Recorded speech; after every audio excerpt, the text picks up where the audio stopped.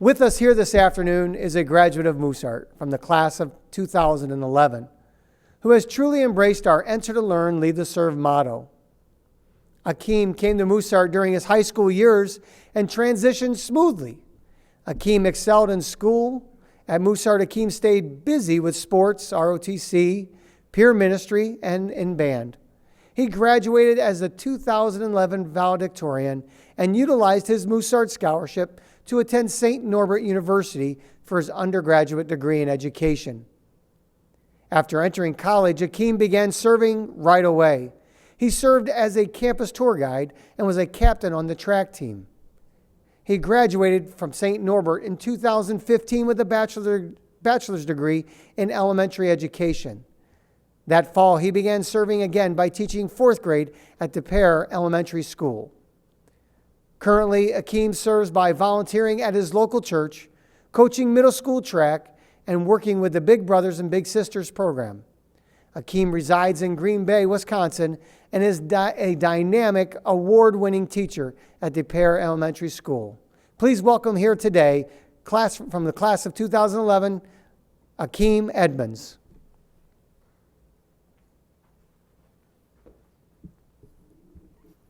Good afternoon. My name is Akeem Edmonds, and I'm a 2011 graduate of Mooseheart.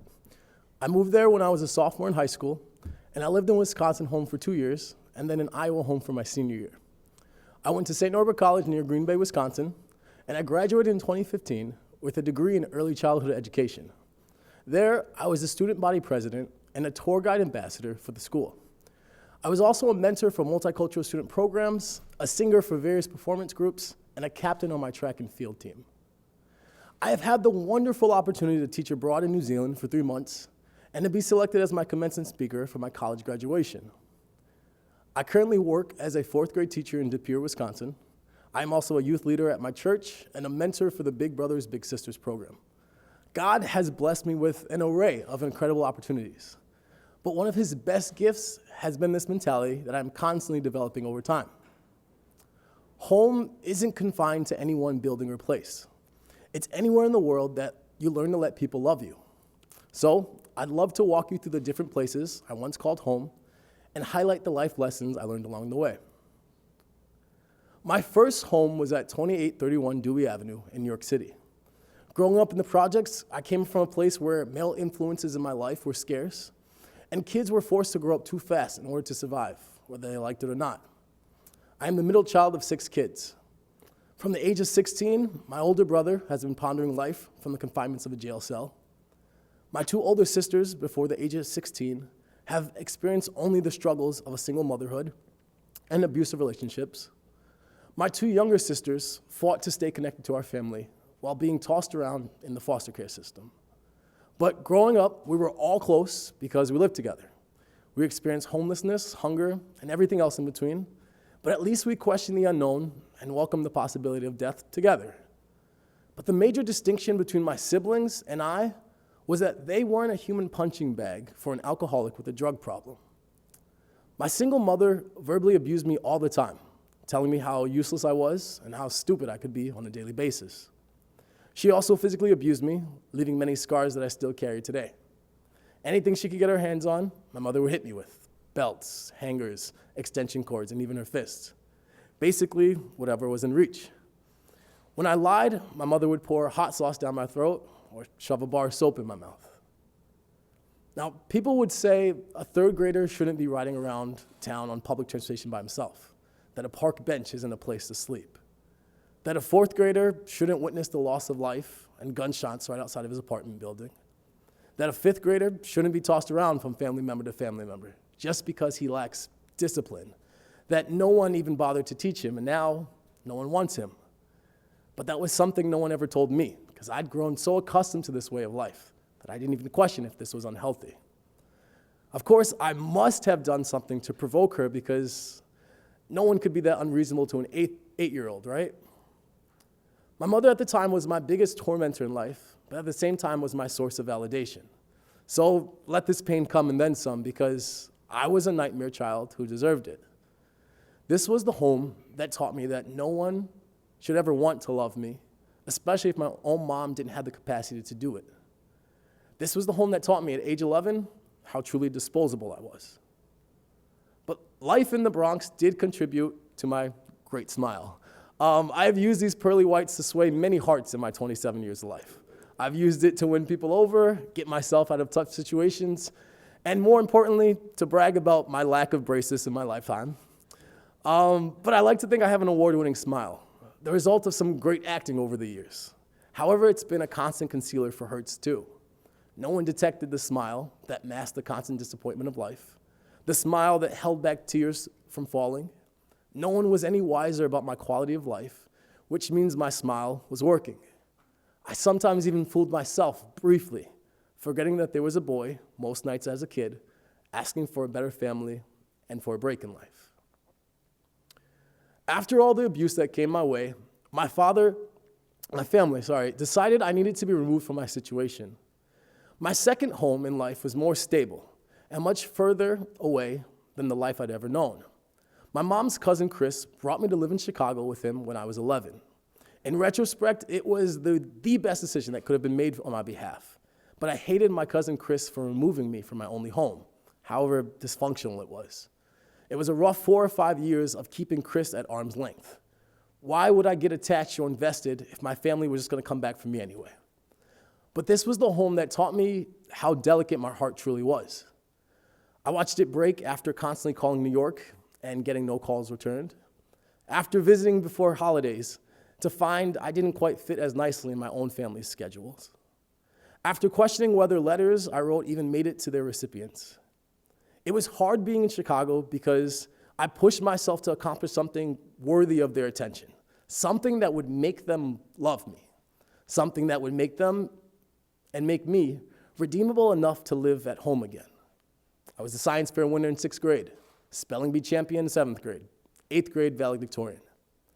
But none of that stopped my heart from breaking when I learned that my mother terminated all rights as a parent. Chicago was where I learned to sabotage relationships so I wouldn't get hurt again. Chicago didn't fix my self-worth, and I needed Chris out of my life before he too realized I wasn't worth the commitment. After all, he only kept me because I was doing so well in school. So I stole money and I got expelled from private school my sophomore years in hopes to return to New York. However, that plan backfired, and as I realized later, for the better. Chris initially pitched the idea of Mooseheart when he was at his wit's end. The thought of boarding school sounded like a cool idea. Living with my friends on this beautiful campus, learning different vocational skills, sounds innocent enough. Until he mentioned ROTC. He should have left that part out. You want me to stand around and let some random man yell in my face? Yeah, not gonna happen. Abort mission. I'm no longer considering this. So just like the move to Chicago, I went to Mooseheart kicking and screaming. It was something I came to love and enjoy though, but it definitely took a shift in my mentality to make it a rewarding experience. I remember my first weeks of Mooseheart very well. The highlight in all of it though was finally getting my own bed. Even in Chicago, I never had my own bed or my own room, so it's the little things. So I loved jumping into it whenever I walked into my room. So my new brothers knew this about me and thought that I needed a proper welcome to Mooseheart. So knowing this fact, they decided to raise my bed and go into my room, and they even made it for me. How nice of them, right? Well, I was singing a different tune when the next time I jumped, I crashed back first into a bed of springs. They'd taken the mattress off, raised my bed frame a little higher, and they hid the mattress behind the door. So you can imagine the pain that I was in after that experience. So after being welcomed and being acclimated to Mooseheart, I still couldn't fathom how this place could be so functional. The point card took some getting used to, and even the structure, but it was the people that floored me. Iowa home with my family teachers, Janice, Eugene, and JJ, and the guys I lived with were the most impactful year that I had. The 10 of us were like real siblings. We fought over dumb things all the time, but went to bat for one another when it really mattered. The family teachers are truly saints in this situation because there were times where we probably put them through hell, and they showed us unconditional love and support. They were probably cursing up a storm in their heads when we misbehaved, but they always were so intentional about expressing their love for us. We mattered to them, and they made sure to show us that. And for me, this was a really new concept. How could you love me when my mom, the only person in life that was guaranteed to love me, did not. That just wasn't possible.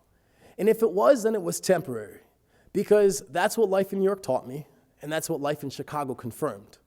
All good things must come to an end, because that's the life that God gave me. So for once, I wanted to be in control of how it ended. So in my first month or two of Mooseheart, I decided to end my time by stealing a large sum of money from school. This would make them kick me out, and I could say that I didn't get hurt for once. However, I got consequence for these actions, but I didn't get expelled. My choice did put me in a situation where I was with Stacy Bredhoff, who was a school counselor at the time. The connection allowed me to self-reflect on my life and why I was so hurt. She posed this question to me that to this day rattles me to my core. What actions did you take to become disposable? What did you do to become so unlovable? And when I couldn't pinpoint any one thing, I started to realize some of my redeeming qualities. That I am intelligent, I am personable, I'm full of potential. I am a good kid who at the time was just a victim to a difficult circumstance. And this was a turning point that allowed me to let my walls come down. In Iowa home, Janice showed me love that I never thought I deserved, but still to this day continue to receive. Every holiday break, I went, and I still go back to visit my family teachers in Iowa home. Janice, Eugene, JJ, Angela, they were a part of my support system as I received my college diploma, cheering loudly through tears as I delivered my commencement speech. They are the moms who I reached out to on Mother's Day. And JJ and Eugene are the males who taught me how to carry myself as an educated young black man. They were the images of black males that I never got to see, and ones that influenced my current posture of blackness. This was the home where I was taught that I was lovable by both myself and others. People say that God doesn't give you more than you can handle. I don't think that's true. God sometimes needs to break you in order to realign your heart with how He's destined you to be. The Bible never promised us a perfect or even good life, but God does promise to give us what we need to live a life for Him. And at Mooseheart, I needed to be broken so that I could have my heart softened. Mooseheart gave me a different meaning of the word family. Family is not just the people we are bound to by blood. They taught me family is the people who come into our lives and choose to love us. The ones who we put our walls down for and give permission for our hearts to love back. Sure, my secret comes from these 32 white teeth that make it easy to tell my story. But my smile is fueled by loved ones God placed in my corner, like family teachers. I possess one of the biggest support systems there is to catch me when I fall. I finally belong to something. I finally have the foundation and people for my heart to call home. Thank you.